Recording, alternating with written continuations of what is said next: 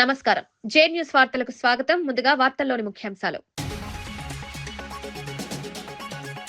అజిత్ పవార్ మృతికి AP cabinet సంతాపం. భేటీ ప్రారంభంలో పవార్ మరణాన్ని ప్రస్తావించిన సీఎం చంద్రబాబు సంతాపం తెలిపిన మంత్రిమండలి కేబినెట్ లో సంతాప తీర్మానం. వికసిత్ భారత్ కు 2026 పునాది సంవత్సరమన్న రాష్ట్రపతి ముర్ము పార్లమెంట్ బడ్జెట్ సమావేశాలు ప్రారంభం. ఉభయ సభలను ఉద్దేశించి ప్రసంగించిన రాష్ట్రపతి ద్రౌపది ముర్ము ఫిబ్రవరి 1న కేంద్ర బడ్జెట్, ఈ నెల 29న ఆర్థిక సర్వే ప్రవేశపెట్టనున్న నిర్మల. జనసేన ఎమ్మెల్యే అరవ శ్రీధర్ పై మహిళ లైంగిక ఆరోపణలు రేపు చేసి 5 సార్లు అబార్షన్ చేయించాడని ఫిర్యాదు. ఆరోపణలు అవాస్తవం, రాజకీయ కుట్రేనన్న ఎమ్మెల్యేపై కేసు నమోదు చేసిన పోలీసులు. దర్యాప్తు విషయంపై స్పందించిన ఏపీ మహిళా కమిషన్. భీమవరం వైసీపీ నేతలతో వైఎస్ జగన్ కీలక సమావేశం. పార్టీ బలోపేతంపై భీమవరం నేతలకు జగన్ దిశానిర్దేశం.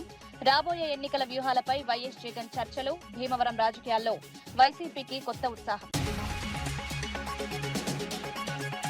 మేడారం జాతర ఏర్పాట్లపై మంత్రి సీతక్క పరిశీలన. భక్తుల భద్రతకి అత్యంత ప్రాధాన్యమన్న మంత్రి. అన్ని శాఖల సమన్వయంతో జాతర నిర్వహణ, సాంప్రదాయాలు కాపాడుతూ జాతర ఘన నిర్వహణ. భీమవరం అసెంబ్లీ నియోజకవర్గానికి చెందిన వైసీపీ ప్రజాప్రతినిధులు, నాయకులు, కార్యకర్తలతో మాజీ సీఎం వైఎస్ జగన్ సమావేశమయ్యారు. ఈ సమావేశంలో స్థానిక రాజకీయ పరిస్థితులు, పార్టీ బలోపేతం, రాబోయే ఎన్నికల వ్యూహాలపై విస్తృతంగా చర్చ జరిగింది. భీమవరం వైసీపీ ఇన్ఛార్జ్ చినమిల్లి వెంకట్రాయుడుతో పాటు పలువురు కీలక నేతలు సమావేశంలో పాల్గొన్నారు. పార్టీ శ్రేణుల్లో ఉత్సాహం నింపేలా జగన్ సూచనలిచ్చారు. గత ప్రభుత్వ హయాంలో అమలు చేసిన సంక్షేమ పథకాలను ప్రజల్లో మరింతగా తీసుకువెళ్లాలని, కూటమి ప్రభుత్వ వైఫల్యాలను ఎండగట్టాలని సూచించారు. కార్యకర్తలు ప్రజలతో నిరంతరం అనుసంధానంలో ఉండాలని, పార్టీ సిద్ధాంతాలను క్షేత్రస్థాయిలో బలంగా నిలబెట్టాలన్నారు. ఈ సమావేశం భీమవరం రాజకీయాల్లో వైసీపీకి కొత్త ఉత్సాహం తీసుకొచ్చిందని పార్టీ నేతలు అభిప్రాయపడుతున్నారు.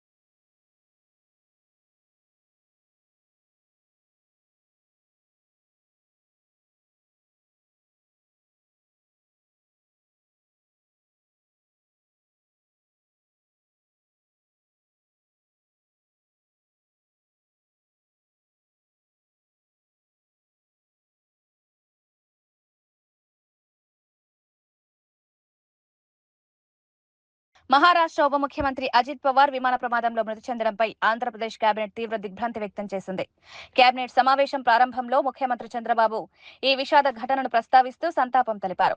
అజిత్ పవార్ తో తనకున్న పరిచయాన్ని గుర్తు చేసుకున్న సీఎం ఆయన మరణం మహారాష్ట్ర రాజకీయాలకు తీరని లోటని వ్యాఖ్యానించారు. ముంబై నుంచి బారామతి వెళ్తుండగా జరిగిన ఈ ప్రమాదంలో అజిత్ పవార్ తో పాటు మరో 5గురు మృతి చెందడంపై కేబినెట్ సభ్యులు విచారం వ్యక్తం చేశారు. మృతుల కుటుంబాలకు ప్రగాఢ సానుభూతి తెలుపుతూ ఏపీ కేబినెట్ ప్రత్యేక తీర్మానం చేసింది. రాజకీయాలకు అతీతంగా ఈ విషాద ఘటన దేశవ్యాప్తంగా కలకలం రేపిందని, ప్రజాస్వామ్య వ్యవస్థకు ఇది బాధాకర ఘట్టమని పలువురు నేతలు అభిప్రాయపడ్డారు.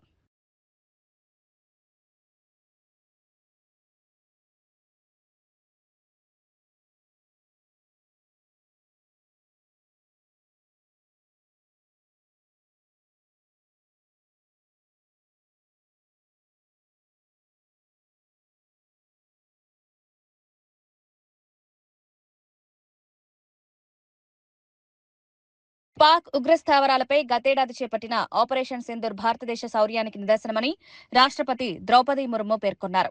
బడ్జెట్ సమావేశాల సందర్భంగా పార్లమెంట్నుద్దేశించి ఆమె ప్రసంగిస్తూ ఉగ్రవాదానికి గట్టి సమాధానం ఇవ్వగల సామర్థ్యం భారత్కుందని ఈ ఆపరేషన్ స్పష్టంగా చూపిందన్నారు. 2025 నాటికి దేశ రక్షణ ఉత్పత్తి 1.5 లక్షల కోట్లను దాటిందని, ఆయుధ ఎగుమతులు 23,000 కోట్లకు పైగా నమోదయ్యాయని వివరించారు. మేక్ ఇన్ ఇండియా కార్యక్రమం ద్వారా భారత రక్షణ రంగం ప్రపంచ స్థాయిలో విశ్వసనీయత సాధించిందని అన్నారు.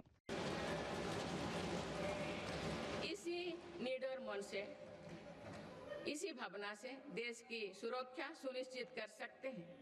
भारत ने सिद्ध किया है इस शक्ति का प्रयोग उत्तरदायित्व और विवेक के साथ किया जा सकता है।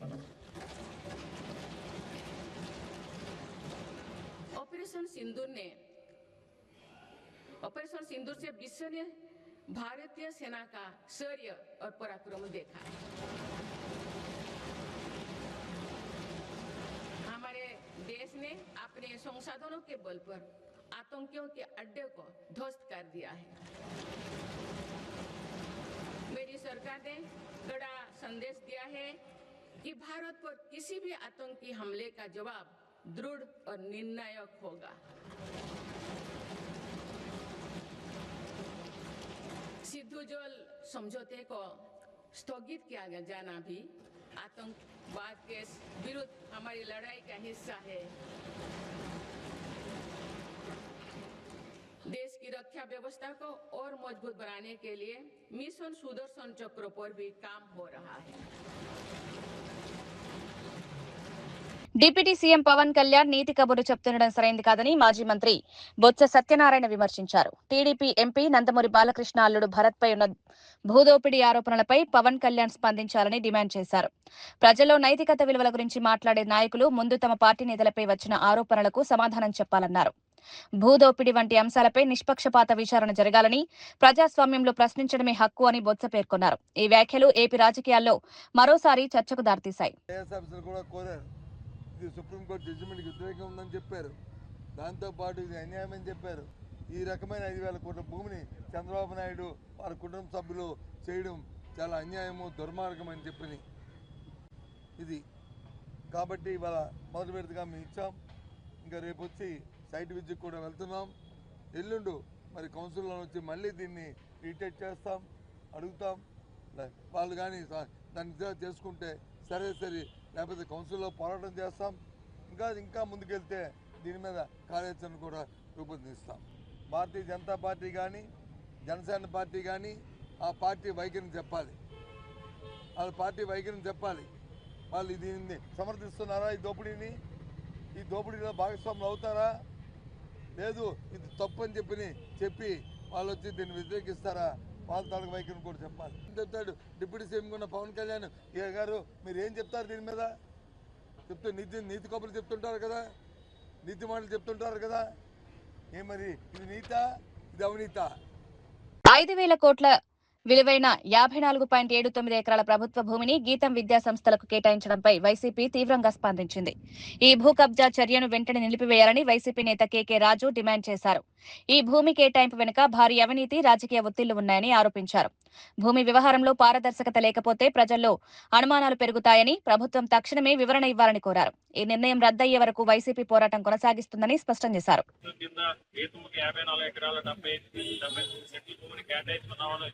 జీవీఎంసీ అధికారులు పెట్టారు. ఎజెండా అంశం నుంచి దాన్ని తొలగించాలని ఈరోజు కార్పొరేటర్స్ అందరూ కూడా ప్రజల బొత్స సత్యనారాయణ గారు, శాసన మండలి సభ్యులు మొదలు రవిబాబు గారు, వీళ్ళందరి ఆధ్వర్యంలో కూడా ఈరోజు కమిషనర్ గారికి, మేయర్ గారికి, అదేవిధంగా రాష్ట్ర ప్రిన్సిపల్ సంబంధిత శాఖ ప్రిన్సిపల్ సెక్రటరీ గారికి కూడా ఈరోజు ఒక లేఖ రాయడం జరిగింది. ఆ లేఖని స్వయంగా మా కార్పొరేటర్స్, కమిషనర్ గారికి, మేయర్ గారికి కూడా ఇవ్వడం జరిగింది. ఏదేమైనా మీడియా మిత్రుల ద్వారా అందరినీ కూడా విజ్ఞప్తి చేసేది ఏంటంటే, ముఖ్యంగా ఈ ప్రాంతంలో ఉన్న మేధావులు కానీ, విద్యావంతులు కానీ, న్యాయవాదులు కానీ, ఉత్తరాంధ్ర అభివృద్ధిని కాంక్షించే ప్రతి ఒక్కరూ, విశాఖపట్నాన్ని ప్రేమించే ప్రతి ఒక్కరూ చంద్రబాబు నాయుడు గారి పూర్తిగా ఈ ప్రాంతం మీద వివక్ష చూపిస్తున్నారు. అమరావతి అంటే ఆయనకి దత్తపుత్రిక, విశాఖపట్నం అన్నా, ఉత్తరాంధ్ర ప్రాంతం అన్నా ఆయనకి సమితి ప్రేమ. 2014 నుంచి 2019 వరకు ఏ విధంగా అయితే అమరావతి పేరుతో ఈ ప్రాంతానికి పెట్టుబడులు రాకుండా అడ్డుకట్ట వేసి ఈ ప్రాంత అభివృద్ధిని ప్రశ్నార్థకం చేసి ఈ ప్రాంతానికి నష్టం చేశారో, అదే విధంగా ఈ రోజు నాటకీయంగా పెట్టుబడుల పేరుతో ఈ ప్రాంతంలో ఉన్న వేలాది కోట్ల రూపాయల భూములన్నింటినీ కూడా చంద్రబాబు నాయుడు బినామీలకి, దబేదారులకి, రియల్ ఎస్టేట్ కంపెనీలకి దారదత్తం చేసి ఈ ప్రాంత ప్రజల్ని మరొకసారి మోసగించే ప్రయత్నం చేస్తున్నారు. కాబట్టి మనందరం కూడా ఈ గీతంకు సంబంధించిన 50 ఎకరాలు, 54 ఎకరాలు, 78 సెంట్లు ఆ బదలాయింపుని ఆపే వరకు కూడా వైఎస్ఆర్ కాంగ్రెస్ పార్టీని కార్యాచరణ రూపొందించుకుని పోరాటం చేయబోతాం. మహాత్మా గాంధీ జాతీయ గ్రామీణ ఉపాధి హామీ పథకం నుంచి గాంధీ పేరు తొలగించాలన్న కేంద్ర ప్రభుత్వ ప్రయత్నాలపై కాంగ్రెస్ నేత చనగాని దయాకర్ తీవ్రంగా స్పందించారు. గాంధీ పేరు తొలగిస్తే అది ప్రజాస్వామ్యంపై దాడితో సమానమని వ్యాఖ్యానించారు. బీజేపీ రాజకీయ ద్వేషంతో చరిత్రను వక్రీకరించే ప్రయత్నం చేస్తోందని విమర్శించారు. దేశవ్యాప్తంగా ఈ నిర్ణయానికి వ్యతిరేకంగా పోరాటం చేస్తామని హెచ్చరించారు. ఉపాధి హామీ పథకాన్ని బలహీనపరచడం ద్వారా పేదల జీవితాలతో ఆటలాడుతున్నారని మండిపడ్డారు. అవసరమైతే ఉద్యమ స్థాయిలో పోరాటం చేపడతామని స్పష్టం చేశారు. జాతీయ ఉపాధి హామీ పథకం దాదాపు 200 జిల్లాల్లో మొదటిగా ప్రారంభించి దేశవ్యాప్తంగా అన్ని జిల్లాల్లో అన్ని గ్రామాలలో ఈ పథకాన్ని మనం తీసుకెళ్లడం జరిగింది. దాదాపు 2005లో ఈ దేశంలో 12 కోట్ల మంది పేదలు మహిళలకు లబ్ధి చేకూరింది.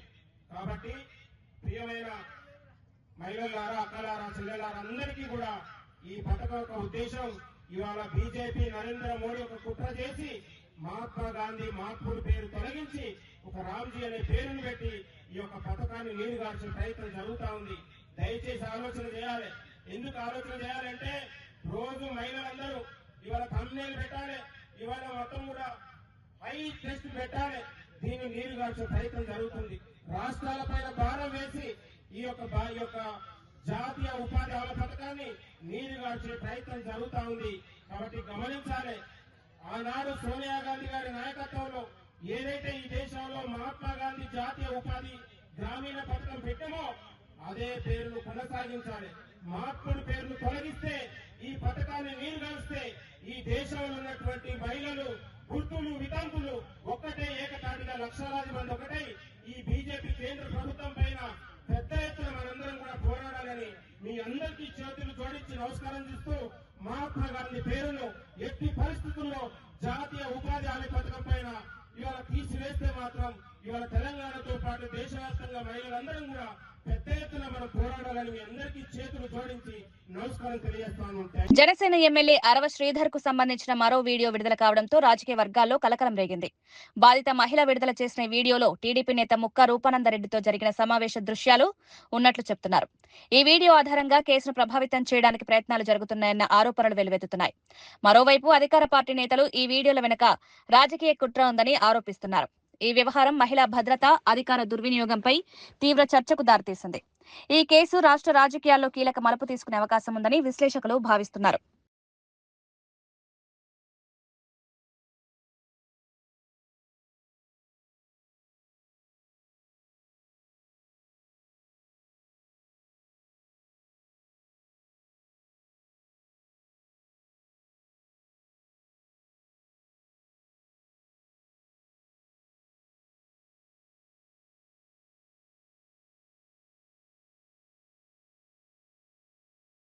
వెంకటగిరి మున్సిపాలిటీలో అక్రమ నిర్మాణాల అంశం రాజకీయ వేడిని రాజేస్తోంది. గణతంత్ర వేడుకల్లో ఎమ్మెల్యేకు తగిన గౌరవం ఇవ్వలేదని టీడీపీ నేతలు ఆరోపిస్తుండగా వైసీపీ నేతలు ఘాటుగా కౌంటర్ ఇస్తున్నారు. రుషికొండలో జరిగిన అక్రమ నిర్మాణాల విషయాన్ని గుర్తు చేస్తూ అక్కడ మౌనం పాటించిన వారు ఇప్పుడు నీతులు చెప్తున్నారని విమర్శించారు. ప్రజల ఆస్తులు, ప్రభుత్వ భూముల పరిరక్షణ అంశం ఇప్పుడు రాజకీయంగా ఆయుధంగా మారిందని విమర్శకులు చెప్తున్నారు. మున్సిపల్ ఎన్నికల వేళ ఈ వివాదం ఓటర్లపై ప్రభావం చూపే అవకాశం ఉందని అంచనా వేస్తున్నారు. అధికారులు చట్ట ప్రకారం వ్యవహరించాలని ప్రజలు కోరుతున్నారు. ఒక ప్రభుత్వం గురించి ఇంకొక ప్రభుత్వం గురించి అది కాదు. మన వెంకటగిరి నియోజకవర్గం ప్రతినిధికి గౌరవం ఇచ్చేది నేర్చుకోండి. కాలేజీ ఫీజు రియంబర్స్మెంట్స్లు వైసీపీ వాళ్ళు ముందు చేరిన పిల్లలకి ముగిచ్చేసేసారు. ఆ రోజు ప్రభుత్వం వచ్చిన రోజు నుంచి ఆ ముందు పిల్లలకి ఇచ్చారు. అట్లా కాదు. చంద్రబాబు నాయుడు మన సీఎం గారు ప్రతి ఒక్కరికి మనము మన పథకాలు కానీ మన ఫీజు రియంబర్స్మెంట్ కానీ ప్రతి ఒక్కరికి పంపించినాం. ఎవరో ఎందుకు మా పిల్లలకే జగన్ ప్రభుత్వం వచ్చిన ముందు సంవత్సరం కాలేజీలో చేరిస్తే రాలేదు. ఆ వైసీపీ ప్రభుత్వం సంతకం పెట్టిన రోజు నుంచి ఆ రోజు చేరిన నుంచే వచ్చినాయి. మరి ఈరోజు సీఎం సంతకం పెట్టిన వైసీపీ ప్రభుత్వం కాదు, ఏ ప్రభుత్వం కాదు, ప్రతి ఒక్క ప్రభుత్వంలో ఉన్న పిల్లల భవిష్యత్తును చూస్తున్నారు, అభివృద్ధి చూస్తున్నారు. మీరు అవన్నీ చూడట్లేదు. అభివృద్ధి గురించి మీరు చెప్తున్నారు. 9వ వార్డులో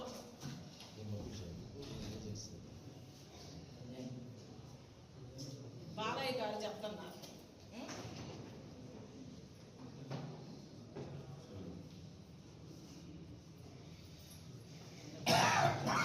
జనసేన ఎమ్మెల్యే అరవ శ్రీధర్ తనపై అత్యాచారం చేశాడంటూ బాధిత మహిళ వీణా చేసిన ఆరోపణలు సంచలనం సృష్టించాయి. కారులో అజ్ఞాత ప్రదేశానికి తీసుకువెళ్లి తనపై లైంగిక దాడి చేశాడని ఆమె ఆరోపించారు. కొంతకాలంగా న్యూడ్ వీడియోలు పంపాలని వేధించారని, అంగీకరించకపోవడంతో బెదిరింపులకు పాల్పడ్డారని తెలిపారు. ఈ ఆరోపణలపై వెంటనే కేసు నమోదు చేసి కఠిన చర్యలు తీసుకోవాలని మహిళా సంఘాలు డిమాండ్ చేస్తున్నాయి. రాజకీయంగా ప్రభావవంతమైన వ్యక్తులపై ఆరోపణలు వచ్చినప్పుడు చట్టం సమానంగా పనిచేయాలని డిమాండ్ పెరుగుతోంది. ఈ కేసు రాష్ట్ర రాజకీయాలను తీవ్రంగా కుదిపివేస్తోంది. వీడియో కాల్స్ కూడా నాకు కంఫర్టబుల్ కాదు అనేసి చెప్పాను అనమాట. న్యూడ్స్ పంపించమని ఒక 3-4 డేస్ అడిగారు. బాగా నేను పంపను అనేసరికి కొంచెం బెదిరించడం లాంటివి చేశారనమాట. ఓకే న్యూడ్స్ పంపొద్దు, నేను నీతో మాట్లాడాలి, నన్ను పర్సన్గా మీట్ అవ్వు, ఇన్ పర్సన్లో మీట్ అవ్వు అని చెప్పేసి అన్నారు. ఆ తర్వాత కొంచెం ఆయన అధికారం చూపించడం లైక్ నేను రైల్వే కోడూరు ఎమ్మెల్యేని, నా కోడూరు ఇది ప్రస్తుతానికి, నువ్వు ఇక్కడే జాబ్ చేస్తున్నావు, నీ ట్రాన్స్ఫర్ కూడా నా చేతిలోనే ఉంటుంది, నీ ప్రమోషన్స్ కూడా నా చేతిలోనే ఉంటుంది అని ఈ టైప్ ఆఫ్ మాటలు మాట్లాడడం స్టార్ట్ చేశారనమాట. నాకు అర్థమైంది, సార్ మీరు ఎంత చెప్పినా సరే నేనైతే కలవడం జరగదు అనేసి నేను చెప్పాను. ఫోన్ కాల్స్లో మెసేజెస్లో చెప్పడం అర్థం కావట్లేదేమో అని చెప్పేసి నేను కలుస్తాను జూలై 9th కలిశాను. For the first time July 9th కలిశాను. ఆయన షెడ్యూల్ అంతా అయిపోయిన తర్వాత నైట్ 8 o'clock అలాగా వచ్చి నన్ను పిక్ చేసుకున్నారు. మా ఇంటి దగ్గర పిక్ చేసుకుని తీసుకెళ్లారు. రాజంపేట టు బాక్రాపేట మధ్యలో ఒక డార్క్ విలేజో మరి ప్లేసో నాకు ఐడియా లేదు, అక్కడ ఆపారనమాట. ఆపిన తర్వాత నేను ఎందుకు ఆపారండి అంటే, ఎందుకు నువ్వు నాతో సరిగ్గా ఉండట్లేదు, ఎందుకు నేను అడిగినవన్నీ చేయట్లేదు అని చెప్పేసి కాన్వర్సేషన్ స్టార్ట్ చేశారు. సో ఆయన సెక్షువల్ సాటిస్ఫాక్షన్ కావాలి నాకు నీతో అనేసి అన్నారనమాట. లేదు సార్ నేను అవన్నీ చెయ్యను అనేసి చెప్పేసరికి ఆయన నా బాడీ పార్ట్స్ టచ్ చేయడానికి ట్రై చేస్తూ నన్ను ఫోర్స్ చేయడానికి ట్రై చేశారు. కార్ డోర్ ఓపెన్ చేసేలాగా నా జుట్టు పట్టుకొని ఇలా లాగారు. నా ఫ్రంట్ సీట్, నేను ఫ్రంట్ సీట్లో కూర్చున్నాను. రెక్లైనర్గా బెండ్ చేసేసి నా మీదకి వచ్చేసి నేను అరవబోయాను, ప్లస్ చేతులు ఇలా పట్టేసుకున్నారు. 2 చేతులు ఆయన ఒక చేతి ఇలా పట్టుకున్నారు, కొట్టారు. ఫోర్స్ఫుల్లీ నా ప్యాంట్ అది తీసేసి he force himself on to me for the first time. అయిపోయిన తర్వాత నేను భయపడిపోయి నేను వెనక్కి వెళ్ళిపోయినా. రాష్ట్రంలో మున్సిపల్ ఎన్నికల నామినేషన్ల స్వీకరణ ప్రారంభమవడంతో ఎన్నికల సందడి మొదలైంది. అభ్యర్థులు పెద్ద సంఖ్యలో నామినేషన్ కేంద్రాలకు చేరుకుంటున్నారు. ఈ నెల 30 వరకు నామినేషన్లు స్వీకరించనుండగా ఫిబ్రవరి 3 వరకు ఉపసంహరణ గడువు ఉంది. మొత్తం 7 కార్పొరేషన్లు 116 మున్సిపాలిటీలకు ఫిబ్రవరి 11న పోలింగ్ జరగనుంది. 13న ఫలితాలు ప్రకటించనున్నారు. స్థానిక సమస్యలు, అభివృద్ధి హామీలు ప్రచారంలో కీలకంగా మారనున్నాయి.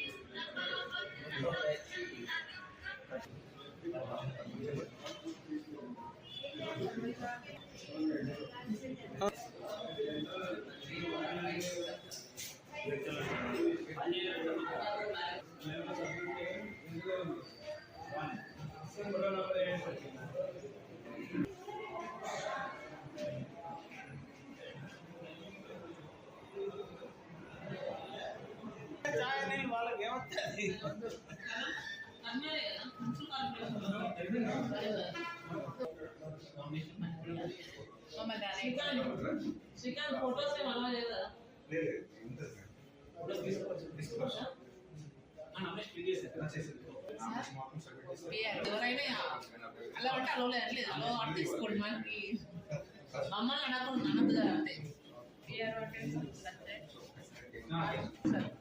పిఆర్ఓ మున్సిపల్లోనా టీహెచ్ అంటే మేము కూడా తీసుకుని సార్, ఇబ్బంది లేదు.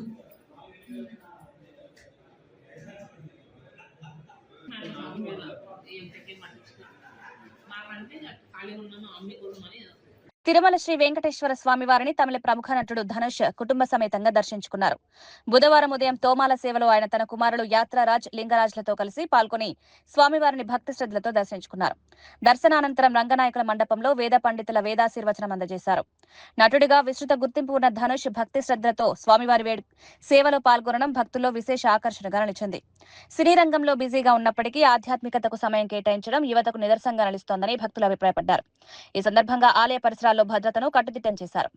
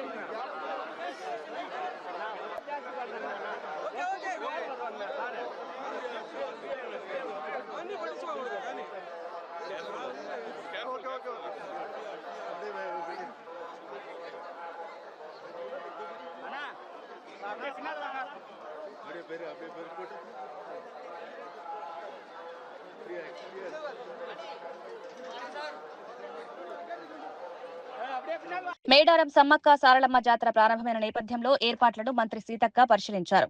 జాతర మొదటి రోజున భక్తులకు ఎలాంటి ఇబ్బందులు కలగకుండా అన్ని శాఖలు సమన్వయంతో పనిచేస్తున్నాయని మంత్రి తెలిపారు. భక్తులకు భద్రతే ప్రభుత్వానికి అత్యంత ప్రాధాన్యమని పేర్కొన్నారు. జాతరకు వచ్చే లక్షలాది మంది భక్తుల సౌకర్యార్థం అదనపు సిబ్బందిని నియమించినట్లు తెలిపారు. ఎలాంటి అపార్థాలు తలెత్తకుండా సమాచార కేంద్రాల ద్వారా భక్తులకు మార్గనిర్దేశం చేస్తున్నామన్నారు. మేడారం జాతర తెలంగాణ గౌరవానికి ప్రతీక అని, సాంప్రదాయాలను కాపాడుతూ ఘనంగా నిర్వహించడమే లక్ష్యమని మంత్రి సీతక్క స్పష్టం చేశారు. జనము మరి అన్ని దారులు మేడారం వైపుకే వస్తున్నాయి. అందరూ కూడా ఇప్పటికే మనకు బుధవారం, బేస్తవారం, శుక్రవారం ఉండే రాగా క్రౌడ్ ఈ రోజు ఉంది. మరి వీళ్ళందరినీ కూడా అన్ని రకాల ఏర్పాట్లు చేసినాము. ఎలాంటి ఒత్తిడి లేదు. అందరి క్యూ లైన్లు కూడా చాలా బాగున్నాయి. ఎక్కడికక్కడ డ్రింకింగ్ వాటర్ ఫెసిలిటీస్ కూడా ఇచ్చినాము. మరి షెడ్స్ కూడా వేసినాం. బయట కొద్దిగా ఒక పావుగంట, అర్ధగంట ఏమన్నా లేట్ అయినా కూడా నీడలో ఉండేటట్టుగా. అదేవిధంగా మరి ఈరోజు సాయంత్రము 5 గంటలకు కన్నెపల్లి నుంచి సారలమ్మ, నిన్ననే పగడిద్దరాజు పూల్గోల నుంచి బయలుదేరిండు. ఇప్పుడు గోవిందరాజు కూడా కొండాయి నుంచి బయలుదేరి మరి ఊర్లో మేడారం గ్రామంలో ఉన్న మినీ చిన్న గుడి సారమ్మ గుడిలోకి వచ్చి అందరు దేవుళ్ళు అలాయి బలాయి తీసుకొని ఆడ దేవుడి సన్నిధిలో జరగాల్సినటువంటి కార్యక్రమాలను చేసుకొని మరి సాయంత్రం 6 గంటలకు లోపు ఇక్కడ గద్దెల మీదకి సారలమ్మ, పగడిద్దరాజు, గోవిందరాజు ఎక్కబోతున్న సందర్భంగా లక్షలాది మంది భక్తుల యొక్క హర్షధ్వానాల మధ్య మరి ఆ దేవుళ్ళు ప్రజల మధ్యకు వస్తున్నారు. 2 సంవత్సరాల వనవాసం నుంచి జనవాసంలోకి వస్తున్నారు. ఇది మహాఘట్టం. మనం అందరం ఎదురు చూసేది ఈ మహాఘట్టం కోసమే. మళ్ళా 2 ఏళ్ల తర్వాతనే ఈ యొక్క గొప్ప అవకాశం మనకు దర్శించుకునే అవకాశం దక్కుతుంది. కాబట్టి అందరూ కూడా కుటుంబ సమేతంగా మరి మంచి. వికారాబాద్ జిల్లా బంట్వారం మండలం యాచారంలో చోటు చేసుకున్న ఘటన రాష్ట్రాన్ని షాక్ గురిచేసింది. సంగారెడ్డిలో నర్సుగా పనిచేస్తున్న సురేఖ అనే యువతి తన తల్లిదండ్రులు దశరథ్, లక్ష్మిలను విష ఇంజెక్షన్ ఇచ్చి హత్య చేసినట్లు పోలీసులు గుర్తించారు. ప్రేమ వివాహానికి అడ్డుగా ఉన్నారని భావించి ఈ ఘాతకానికి పాల్పడినట్లు విచారణలో తేలింది. కెటమైన్ ఇంజెక్షన్ ఇచ్చి వారు స్పృహ కోల్పోయారని నమ్మించే ప్రయత్నం చేసినప్పటికీ పోలీసుల లోతైన విచారణలో నిజం బయపడింది. ఈ ఘటన స్థానికంగా తీవ్ర కలకలం రేపింది. తల్లిదండ్రులే పిల్లల భవిష్యత్తు కోసం కష్టపడతారని, అలాంటి వారిపై కూతురు చేసుకోవడం అత్యంత విషాదకరమని ప్రజలు ఆవేదన వ్యక్తం చేస్తున్నారు. నిందితురాల్ని అదుపులోకి తీసుకున్న పోలీసులు చట్టపరమైన చర్యలు చేపట్టారు. రాత్రి ఇంటి దగ్గరకు వచ్చిన తర్వాత వాళ్ళ అమ్మ అన్నం వండి పెట్టిన తర్వాత, అమ్మ నీకు ఒంటి నొప్పులు ఉన్నాయి కదా, నేను డాక్టర్ని అడిగి మత్తు ఇంజక్షన్లు తెచ్చాను, నీకు మత్తు ఇస్తా అని చెప్పేసి వాళ్ళ మదర్కు ఇంజక్షన్ ఇవ్వడం జరిగింది. ఇంజక్షను డోస్ కంటే ఎక్కువ డోస్ ఇస్తే ఇమీడియట్గా క్షణాల్లో చనిపోతారని తెలిసి ఆమెకు నాలెడ్జ్లో ఉన్నది కాబట్టి వాళ్ళ మదర్కు ఇంజక్షన్ ఇవ్వగానే ఇమీడియట్గా పడుకున్నది. ఆ సమయంలో వాళ్ళ తండ్రి ఇంటి బయట చలి కాగడం జరుగుతున్నది. కొద్దిసేపటి తర్వాత వాళ్ళ నాన్న ఇంట్లోకి నక్కలి దశరథం ఇంట్లోకి వచ్చి ఏమైందని అడగగా, అమ్మ అన్నం తిని పడుకున్నది నాన్న, నొప్పులు లేస్తున్నాయి అంటే ఇంజక్షన్ ఇచ్చిన పడుకున్నది అని చెప్పారు. తర్వాత నాన్న నీకు కూడా నడుముల నొప్పులు ఉన్నాయి కదా, నీకు కూడా డాక్టర్ని అడిగి ఇంజక్షన్ తెచ్చిన అని చెప్పి మా పథకంలో భాగంగా వాళ్ళ నాన్నకు కూడా ఇంజక్షన్ ఇవ్వడం వల్ల ఇమీడియట్గా చనిపోయి అలా మదర్ మీద పడటం జరిగింది. ఆ తదుపరి ఆమెకు భయానికి లోనై వాళ్ళ అన్నకు ఫోన్ చేసి, అమ్మ నాన్నలు ఇట్లా చనిపోయినారు, నాకు భయం వేస్తుంది రా అని చెప్పారు. వాళ్ళ అన్న వచ్చి చూసిన తర్వాత వాళ్ళ చుట్టుపక్కల వాళ్ళందరూ కూడా వచ్చి మరపల్లి హాస్పిటల్ తీసుకుపోయారు. అక్కడ చనిపోయినారు అని తెలిసింది. దీని మీద లోతుగా విచారణ చేయడానికి ప్రేమ పెళ్లికి తల్లిదండ్రులు నిరాకరించారు. నేను ఎట్లాగైనా పెళ్లి చేసుకోవాలి, అతను లేకపోతే నేను ఉండలేను అని చెప్పేసి వీళ్ళని అడ్డు తొలగించుకుంటే కానీ నా పెళ్లి కాదన్న ఉద్దేశంతో వాళ్ళ తల్లిదండ్రులకు విషప్రయోగం చేసి వాళ్ళని చంపినది. ఈ కేసులో త్వరతరిగా 3వ రోజే కేసుని డిటెక్ట్ చేసిన మా దరూర్ సిఐ గారికి మరియు బంటవారం ఎస్ఐ మా సిబ్బంది అందరికీ కూడా వికారాబాద్ మా సబ్ డివిజన్ తరఫున అందరికీ కూడా కృతజ్ఞతలు. సర్వేరాళ్లపై జగన్ బొమ్మ వేసి 700 కోట్ల మేర ప్రభుత్వ నిధులు దోచుకున్నారంటూ కడప టీడీపీ ఎమ్మెల్యే రెడ్డప్పగారి మాధవిరెడ్డి తీవ్ర ఆరోపణలు చేశారు. అమరావతిలో నిర్వహించిన మీడియా సమావేశంలో ఈ అంశాన్ని ప్రస్తావించారు. భూ సర్వే పేరుతో ప్రజాధనాన్ని దుర్వినియోగం చేశారని విమర్శించారు. ఈ వ్యవహారంపై సమగ్ర విచారణ జరిపించాలని డిమాండ్ చేశారు. గత ప్రభుత్వ హయాంలో జరిగిన అక్రమాలన్నీ బయటకొస్తున్నాయని, ప్రజలు నిజాలను గమనిస్తున్నారని వ్యాఖ్యానించారు. వైసీపీ నేతల నుంచి దీనిపై స్పందన రావాల్సి ఉందని రాజకీయ విశ్లేషకులు చెబుతున్నారు. మంచి ఉద్దేశంతో ఈ యొక్క భూ రీసర్వే ప్రక్రియను మొదలుపెట్టింది. ఈరోజు చూస్తే ఆ రోజే తెలుగుదేశం పార్టీ అధికారంలో ఉన్నప్పుడే జగ్గయ్యపేటలోని తక్కెళ్లపాడులో భూ రీసర్వే పేరు మీద ఒక పైలట్ ప్రోగ్రాం మొదలుపెట్టి ఆ రోజు కంటిన్యూస్ ఆపరేటింగ్ రెఫరెన్స్ స్టేషన్స్ ద్వారా భూములు రీసర్వే చేసే విధంగా జీవో నెంబర్ 1348ను 2018 సెప్టెంబర్ 25వ తేదీనే తెలుగుదేశం పార్టీ జారీ చేసింది. 2019లో ఒక దురదృష్టవశాత్తు పార్టీ ఓడిపోవడము, వైకాపా పార్టీ అధికారంలోకి రావడము, ఈ భూ సర్వేని ఒక దోపిడీ చేయడానికి, ప్రజల భూములని ఆక్రమించుకోవడానికి వాడుకొని వాళ్ళు ఒక అవకాశంగా తీసుకొని వాళ్ళు కన్నుబడ్డ ప్రతి ఒక్క భూమిని వాళ్ళు లాక్కునే ప్రయత్నం చేశారు. ఈరోజు ఈ భూ సర్వేల వివాదాలు సృష్టించి, ఈ భూ సర్వేతో రీసర్వే పేరుతో ప్రజల మధ్యన వివాదాలు సృష్టించి న్యాయపరంగా సాయం దక్కకోకుండా వైసీపీ నాయకులు 2 రకాల పద్ధతులను ఈరోజు చేశారు. మీరు చూస్తే రీసర్వే పేరుతో దాదాపు రాష్ట్రంలోని చాలా భూముల్ని 22A జాబితాలో చేర్చడము, ఆ తర్వాత ఆ భూ వివాదాలు పరిష్కారం కాకుండా ప్రజలు అల్లకొల్లోలం పడితే మీకు క్లియర్ టైటిల్స్ ఇస్తామని చెప్పేసేసి భూ వివాదాలు పరిష్కరిస్తామని చెప్పి ఈ యొక్క ల్యాండ్ టైటిల్ యాక్ట్ని 2023 అక్టోబర్ 31న ప్రకటించడం జరిగింది. ఈ ల్యాండ్ టైటిల్ యాక్ట్లో ఆంధ్రప్రదేశ్లోని ప్రతి ఒక్క వ్యక్తికి తెలుసు ఈ ల్యాండ్ టైటిల్ యాక్ట్ ఏ విధంగా వాళ్ళ యొక్క స్వేచ్ఛను హరిస్తూ వాళ్ళ ఆస్తులను ఆక్రమించుకోవడానికి ఈ యొక్క ల్యాండ్ టైటిల్ యాక్ట్ తీసుకొచ్చినారనేది. దీని ప్రకారము ఏవైనా భూమి యొక్క సమస్యలు తలెత్తితే భూ అప్పిలేటుకు పోవాల్సి ఉంటుంది అని ఈ ల్యాండ్ టైటిల్ యాక్ట్లో చేర్చి ఈ ట్రిబ్యునల్ పరిష్కారాలన్నీ ఈ ట్రిబ్యునల్ అప్పిలేట్లోకి పోయే విధంగా తయారు చేశారు. చిత్తూరు జిల్లా పుత్తూరు తిరుపతి జాతీయ రహదారిపై మాజీ మంత్రి రోజా భువన కరుణాకర్ రెడ్డి భారీ నిరసన చేపట్టారు. మహిళలపై లైంగిక దాడి ఆరోపణలు ఎదుర్కొంటున్న రైల్వే కోడూరు జనసేన ఎమ్మెల్యే అరవ శ్రీధర్ను వెంటనే అరెస్ట్ చేయాలని డిమాండ్ చేశారు. ప్లకార్డులతో రోడ్డుపై బైఠాయించి నినాదాలు చేయడంతో ట్రాఫిక్ పూర్తిగా నిలిచిపోయింది. మహిళల భద్రతపై ప్రభుత్వం నిర్లక్ష్యం చూపుతోందని రోజా ఆరోపించారు. బాధితులకు న్యాయం జరిగే వరకు పోరాటం కొనసాగుతుందని స్పష్టం చేశారు. పోలీసులు రంగంలోకి దిగి పరిస్థితిని అదుపులోకి తెచ్చే ప్రయత్నం చేశారు. ఈ ఘటన రాష్ట్ర రాజకీయాల్లో మరోసారి మహిళల భద్రతా అంశాన్ని కేంద్ర బిందువుగా మార్చింది.